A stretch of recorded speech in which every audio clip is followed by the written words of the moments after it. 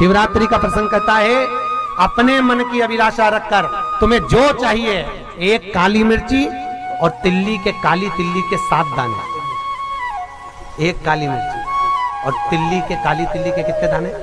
7 दाने हथेली में रखकर अपनी कामना कर कर मन से अपने मन के बात को कहकर शंकर भगवान के शिवलिंग पर चढ़ा दीजिए। आपकी मनोकामना, कहते हैं हर महीने शिवरात्रि आती है, इस शिवरात्रि पर, मुख्य शिवरात्रि पर चढ़ाओगे, अगले महीने की जब शिवरात्रि आएगी तो आपकी मनोकामना पूरी हो जाएगी। एक काली मिर्ची और 7 काली तिल्ली के दाने, मात्र 7।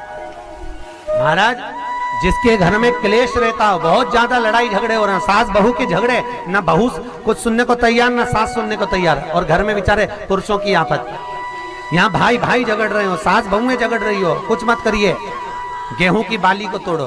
गेहूं की बाली जानते हो ना, जिसमें आप लोग तो गेहूं की बाली को तोड़ना है, और बाली 7 बाली तोड़कर अपने घर में घुमाकर अपने घर का नाम और गोत्र बोलकर उसको शंकर को समर्पित कर दीजिए। जिंदगी में कभी सास बहू का झगड़ा नहीं होगा। हमारे शिवरात्रि के दिन उसको समर्पित करिए, आपके घर में कभी क्लेश नहीं मच सकता। 12 महीने शिवरात्रि आती है, और शिवरात्रि के दिन रात्रि को 12 बजे शंकर भगवान पर एक धतूरा चढ़ा दो। क्या चढ़ाना है? जम के बोलिए जरा, धतूरा। ये शंकर भगवान को धतूरा चढ़ा दो। 12 बजे रात्रि को शिव जी पे धतूरा चढ़ाओ, आधे घंटे तक धतूरा चढ़े रहने दो, और आप श्री शिवाय नमस्तुभ्यम का जाप करो। जिस शंकर जी पे धतूरा चढ़ाए उस मंदिर के बाहर बैठकर कौन सा मंत्र जपना है? श्री शिवाय नमस्तुभ्यम। फिर से बोलो, श्री शिवाय नमस्तुभ्यम। धतूरा चढ़ाकर श्री शिवाय नमस्तुभ्यम का स्मरण करिए। और जो दुकान नहीं चलती हो, घर में लक्ष्मी नहीं टिकती हो, खेत में फसल अच्छी नहीं आती हो, संपदा नहीं आ रही हो, बस उस धतूरे को लाल वस्त्र में बांधकर अपनी दुकान में, अपने व्यापार में, अपने घर में रात को 12:30 बजे उठाकर लाओ, और 4 बजे के पहले उसको अपनी दुकान, व्यापार, व्यवसाय में उसको बांध दीजिए। और अगर जो जमीन फसल सही नहीं दे रही हो, वो जमीन में ले जाकर गाड़ दीजिए। आपको जीवन में कभी तकलीफ नहीं भोगना पड़ेगी, लक्ष्मी बढ़ती चली जाएगी, संपदा बढ़ेगी।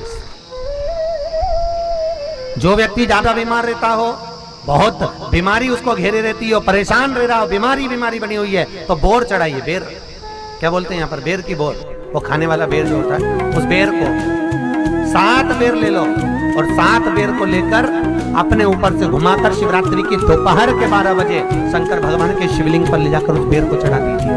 आपका रोग, आपकी बीमारी मात्र 3 महीने के अंदर समाप्त हो जाएगी। तकलीफ में, बहुत कष्ट में, बहुत दुखी है। देखिए जरा, पितृदोष है। पंडित जी बोलेंगे पितृदोष तो नहीं है, वास्तु शास्त्री के पास पहुंच गए महाराज, और वास्तु शास्त्री के पास जाकर कहा, जरा देखिए हम बड़े तकलीफ में, बड़े दुखी हैं, क्या वास्तु दोष है हमारे घर में? क्या हमारे घर में वास्तु दोष है क्या? देखिए जरा। तो फिर वास्तु शास्त्री ने कहा, घर में भी कोई वास्तु दोष नहीं। इस तरह की वीडियो के लिए हमारे चैनल को करिए लाइक और सब्सक्राइब। धन्यवाद। आप जो परमात्मा का भजन करोगे, कीर्तन करोगे, नाम जाप करोगे, स्मरण करोगे, कर्म अच्छा करोगे, तो ही तो ठीक होगा।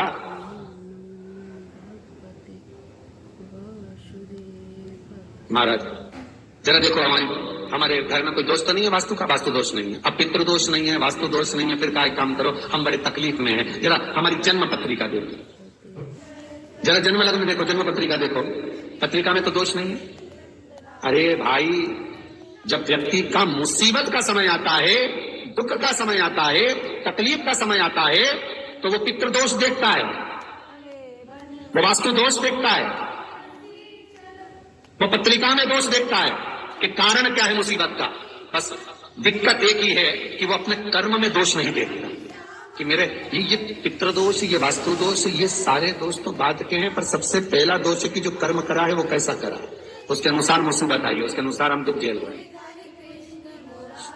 बार बार कहा जाता है, मत बुरे कर्म कर बंदे वरना पछताएगा, भगवान की आंखों से तू बच नहीं पाएगा, तू बच नहीं पाएगा। हम दोष देख रहे हैं। हमने पितृदोष दिखवाया, हमने वास्तु दोष दिखवाया, हमने पत्रिका में दोष दिखवाया। मेरा एक निवेदन अंतर्बद्ध है, जब आपके ऊपर मुसीबत जब आई है, दुख जब आया है, तो अपने पूर्व के किए हुए कर्म का भी दोष निकालो कि क्या कर कर आए।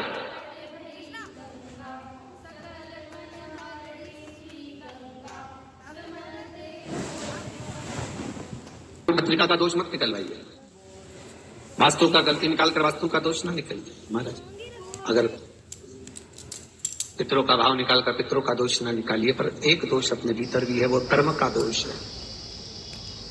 कुछ अच्छा करा होगा तो भगवान आपके जीवन में थोड़ा तो सुख लिख ही देगा, थोड़ा सुख तो लिखेगा। और यदि बेकार कर्म किया है तो कहीं ना कहीं दुख तो उसने दिखा है कर्म का। मत बुरे कर्म कर बंदे वरना पछताएगा, भगवान की आंखों से तू बच नहीं पाएगा।